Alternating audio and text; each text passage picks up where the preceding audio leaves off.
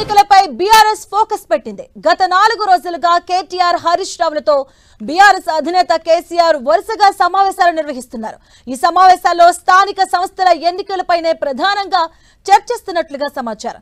మరోవైపు ఇవాళ రాజన్న సిరిసిల్ల జిల్లాలో బీఆర్ఎస్ వర్కింగ్ ప్రెసిడెంట్ కేటీఆర్ పర్యటిస్తున్నారు. స్థానిక సంస్థల ఎన్నికల సన్నద్ధతపై మండలాల వారీగా నాయకులు, కార్యకర్తలతో భేటీ కాబోతున్నారు. మండలాల వారీగా నాయకులు, కార్యకర్తలతో స్థానిక సంస్థల్లో అనుసరించాల్సిన వ్యూహాలపై దిశానిర్దేశం చేయనున్నారు.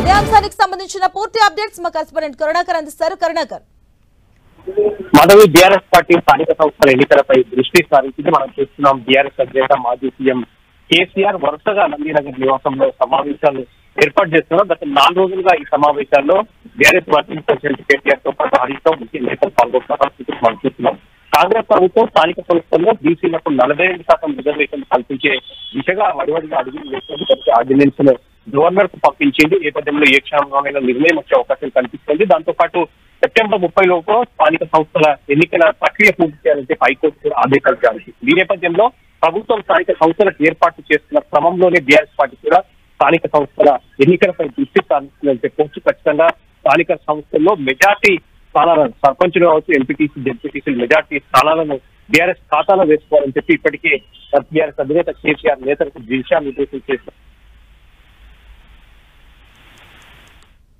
Right, thank you Karunakar.